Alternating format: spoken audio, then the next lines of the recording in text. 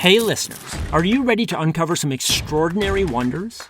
Disappearing Spoon is thrilled to partner with the amazing Curiosity Box. It's a science subscription service for curious minds. It's created by Vsauce, the internet's leading science education channel, with over 3 billion views. This season's box is packed with goodies that will fascinate and inspire you. Challenge yourself with a magnetic shadow alphabet puzzle. Piece it together to spell out the alphabet using only the letter shadows. Or discover the picture pot, where art and mathematics merge into a colorful, creative masterpiece. It is fun and educational. And the highlight, a sample of recreated Martian soil. Experience the thrill of holding the red planet right in your hands. Don't miss out on this unique adventure. Subscribe to Curiosity Box now and celebrate the incredible achievements of science. For 50% off, use the offer code SPOON at the-curiosity-box.pxf.io/disappearingspoon.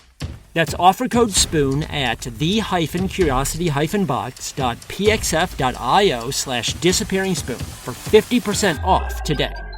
Unbox the mysteries of the universe with Curiosity Box. For nearly a century in the 1700s, there was an uneasy truce among medical scientists in Great Britain. To make any progress, they needed to dissect the human body and study its anatomy.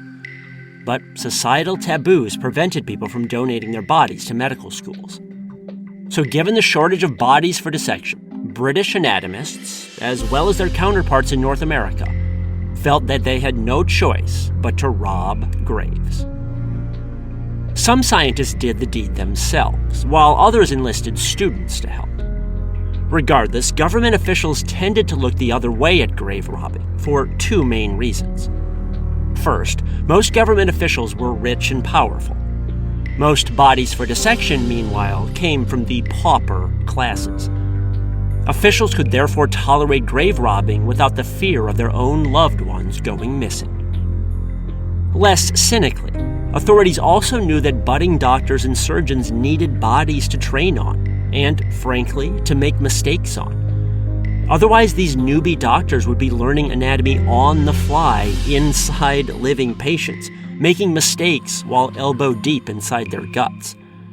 Many government officials wanted to legalize dissection for this reason, but popular opinion prevented it. As a result, the British medical community fell into an uneasy truce when it came to procuring bodies. Don't ask, don't tell. What finally broke the equilibrium was the obsession of one man, John Hunter. Hunter was coarse and foul-mouthed, with hair so red you could light a cigar with it. He was the 10th of 10th children in his Scottish family, and he went into medicine in part because 6 of his siblings died young from disease. In 1748, at age 20, Hunter moved to London to become the assistant director for a doctor there. He had never cut into a body before that, but after the rush of that first incision, he basically never stopped. There's no question that Hunter pushed the science of anatomy to unprecedented heights, but if he was revered for his discoveries, Hunter was also reviled for his methods. There was one case in particular when Hunter stole the body of an Irish giant that has made his name ring with infamy down to the present day.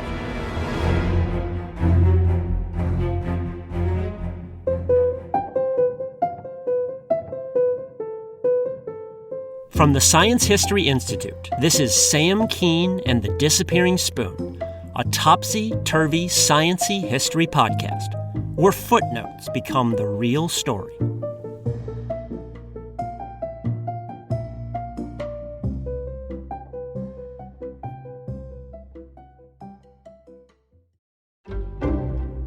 Medicine in the mid-1700s paid lip service to scientific ideals like observation and experiment. But everyday treatment still consisted of ineffective, age-old nostrums. Things like purging through vomiting, letting blood with leeches, and tobacco enemas. Literally blowing smoke up someone's ass. John Hunter wanted to modernize medicine, and he saw anatomy as the foundation of reform. To cure disease, doctors needed intimate knowledge of the body. And this included not just how the parts fit together, but the feel and the smell and even the taste of different body parts. Hunter once described the gastric juices of cadavers as, quote, saltish or brackish. More daringly, he reported that, quote, semen, when held some time in the mouth, produces a warmth similar to spices. Hunter even dissected and tasted an Egyptian mummy once. Whether in spite of, or even because of his unorthodox methods, Hunter made dozens of anatomical discoveries. These included the tear ducts in the eye and the olfactory nerve. He oversaw the first artificial insemination in humans and pioneered the use of electricity to jumpstart the heart. He also charted the development of babies in utero, and he divined the modern classification of teeth into incisors, cuspids, bicuspids, and molars. Based on such work, Hunter was elected to the famous Royal Society in 1767. Moreover, his practiced cutting hand and intimate knowledge of anatomy made him a celebrated surgeon. He eventually bought a house in London with a grand facade for receiving distinguished patients. These included Adam Smith, David Hume, William Pitt, and Joseph Haydn. Still, Hunter had his critics, especially for his dealings with grave robbers. Most anatomists despise these so-called resurrectionists and sack-em-up men. They were lowbrow thugs, but a necessary evil. In contrast, Hunter's vulgar manners actually made him a great favorite with grave robbers. He liked their company, and they liked him. Hunter's majestic house even had a second, less wholesome back entrance just for the resurrectionists. It overlooked an alley, and at 2 a.m. they would sneak up and unload that night's catch. As one student remembered, the rooms back there were distinctly perfumed with the scent of corpses. Robert Louis Stevenson used this Janus-faced house, and Hunter's life in general, as models for his novel Dr. Jekyll and Mr. Hyde. Grave robbers usually worked in teams. Less sophisticated crews would poach from mass graves, the open pits that were left unattended until they'd been filled with paupers' bodies. The best crews had more elaborate setups. Many of these crews employed female spies, who attracted less attention. The women would linger near hospitals and workhouses waiting for people to die. The spies would then attend the funeral and follow the wake to the graveyard to notice the location of the plot. These spies also kept an eye out for booby traps, such as spring-loaded rifles buried in the dirt, or torpedo coffins that exploded if tampered with. Less drastically, some families would arrange twigs, or stones, or oyster shells into a pattern on the surface of the plot. That way they could tell if the dirt had been disturbed. These lady spies passed all this information on to the gangs for a cut of the proceeds. The actual resurrecting took place at night.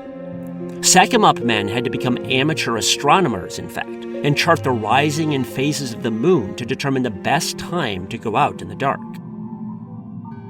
Graveyard guards were little worry. If a graveyard even had one, the gangs either bribed him or got him so drunk that he passed out. Then the thieves would tiptoe up to the fresh grave, disable any booby traps, memorize the pattern of sticks or shells, and start digging with their soft, quiet wooden shovels. The gangs rarely disinterred a whole coffin. That was too much work. Rather, they would expose just the head of it. Then they would jigger a crowbar underneath the lid and use the weight of the overlying dirt to snap the boards. A rope slipped under the arms of the body, then retrieved the prize. The real pros could empty a grave in 15 minutes flat, and they were veritable Picassos when it came to recreating the look of an undisturbed plot. More than one gang snuck into a churchyard and started digging, only to find an empty grave below, the work of a more punctual rival. Gangs earned flat fees for adult bodies, around 2 pounds sterling silver in Hunter's day. That's roughly what farm laborers made in a whole season. For rare specimens, like pregnant women during their last months, prices might rise to 20 pounds, $2,500 today. However lucrative, though, the work did have its dangers. If they were caught, resurrectionists risked jail time or transport to the colonies. And while the police often looked the other way, mobs did not. grave robbers regularly got beaten, shot, or whipped with metal wires. One horde that had a keen sense of irony actually tried burying a grave robber alive in the pit that he had just dug. Some anatomists acted like godfathers and looked after their most reliable resurrectionists, bailing them out of jail or providing for their families during stints in prison. But if an anatomist double-crossed them, or even bought bodies from a rival crew, the gangs had no compunctions about breaking into labs and hacking the bodies up, rendering them useless for dissections. It was straight mafia tactics. Pretty little corpse you got there. It'd be a shame if something happened to it. John Hunter, however, rarely ran afoul of the resurrectionists, mostly because he could not afford to. All his research depended on them. Later in life, he estimated that, during his first dozen years of work in London, he either dissected or observed the dissection of 2,000 corpses, one body every 2 days. Given that nearly every one of those bodies had been stolen, this seems bad enough. But month by month, corpse by corpse, Hunter also developed a moral callous. And pretty soon these former human beings became nothing but bags of bones to him. Probably the most disgraceful episode involved the Irish giant Charles Byrne.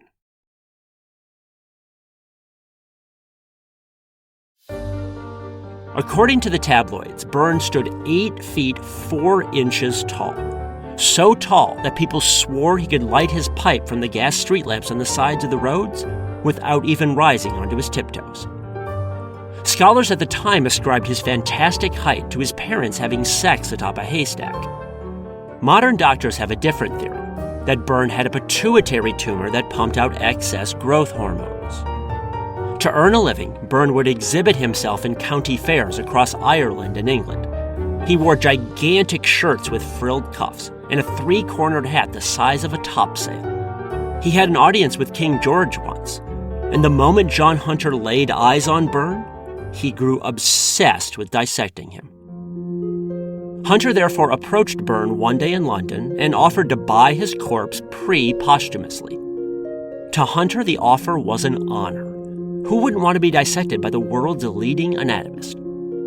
But Hunter's obsession had blinded him to the fact that most people consider dissection an abomination, and Byrne practically shrieked at the offer. After sending Hunter away, the giant gathered his friends and made them swear to God above that they would dump his body in the sea when he died and keep it out of the anatomist's clutches. Sadly for Byrne, death came sooner than he expected.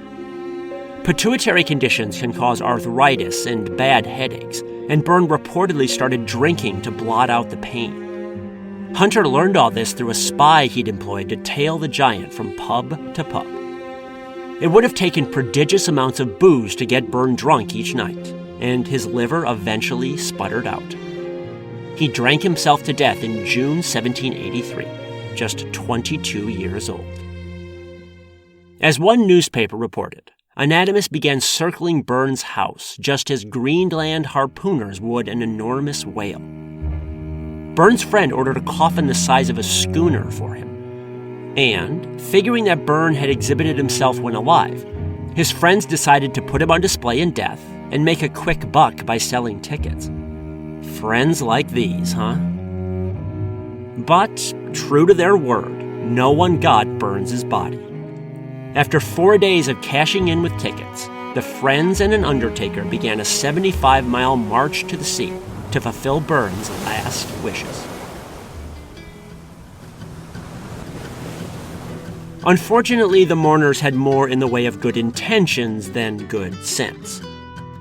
Lugging a giant coffin around was hard, sweaty work in the June heat. So the Irish lads began stopping every few miles to refresh themselves with ale and toast their departed friend. Being responsible fellows, they always tried to bring the coffin inside the tavern with them to watch over it. Or, those times when it didn't fit inside, they made arrangements to keep it safe. For instance, at one tavern, the doorway was too narrow for Byrne's coffin, so they took the suggestion of the undertaker and stored it in a nearby barn that he knew of. Eventually, this nomadic wake reached the coast past Canterbury, where the friends hired a local oarsman and rowed out to the deep. There, they pushed the coffin of the Irish giant off the prow and watched it sink to the bottom of the sea.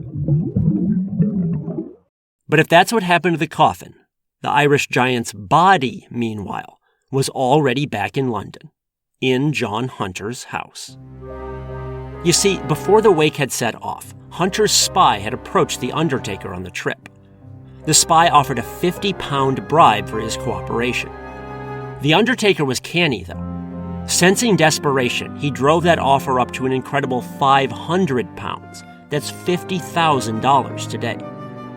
Hunter could not afford that price, but his mania got the better of him, and he agreed. On the march to the sea, the undertaker then steered Byrne's friends to the tavern I mentioned above with the narrow door.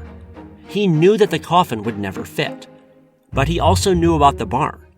And he'd already bribed the owner of the barn to let him hide some tools and men among the straw inside. So while Byrne's friends made merry, the undertaker's secret crew unscrewed the lid, hid the giant's body in the straw, and replaced him with a precisely measured weight of stones.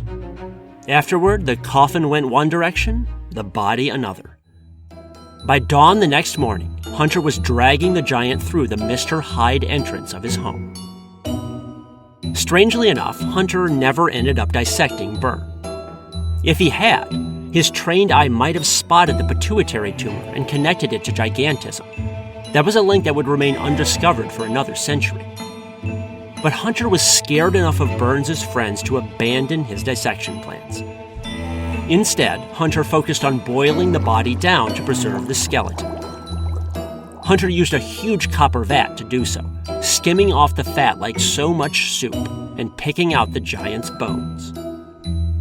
Hunter eventually opened up a museum of anatomical oddities in London, where the 7-foot, 7-inch skeleton served as the centerpiece. One writer called it Hunter's collection of human miseries. And against the giant's wishes, it's still on display today. Overall, John Hunter left two conflicting legacies. There's no question he was one of the great scientists of his day, making dozens of new discoveries about how our bodies work. And beyond any specific findings, he inaugurated a new spirit in medicine, dragging it out of the realm of bloodletting and tobacco enemas, and emphasizing observation and experiment. This was a big step toward scientific respectability. That said, Hunter's lack of ethics gravely undermined his reputation. Condemning scientists in the past for not living up to today's moral standards is unfair on some level. But even in his own day, people despised Hunter, both rich and poor alike. And even Hunter's fellow anatomists, who were robbing graves themselves, even they blanched when he stole Charles Byrne's body. Hunter is a classic example of someone rationalizing his sins by pointing out all the good that resulted, as if ethics was merely moral accounting, with the good deeds canceling out the bad.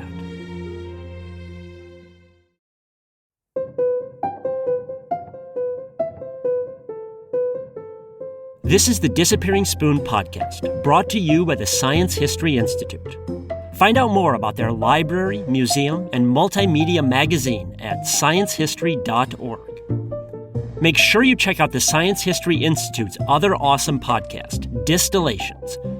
You can find their in-depth narrative stories and interviews about everything from space junk to sex, drugs, and migraines, anywhere you get your podcast, and on their website, distillations.org. You can find more incredible stories from my books at samkeen.com. You can also book me as a speaker at your school or event.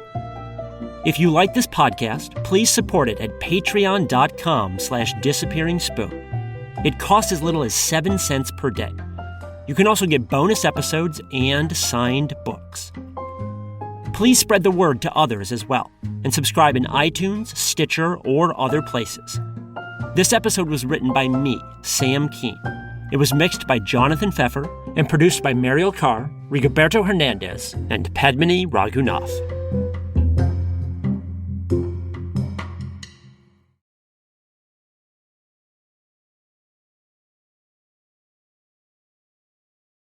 This is an ad by BetterHelp. What are your self-care non-negotiables? It's hard to make time for the things that keep you healthy, but being consistent with self-care is like working a muscle. And when life gets crazy, that muscle keeps you strong. Therapy is the ultimate self-care, and BetterHelp makes it easy to get started with affordable online sessions you can do from anywhere. Never skip therapy day with BetterHelp. Visit BetterHelp, HELP.com today to get 10% off your first month.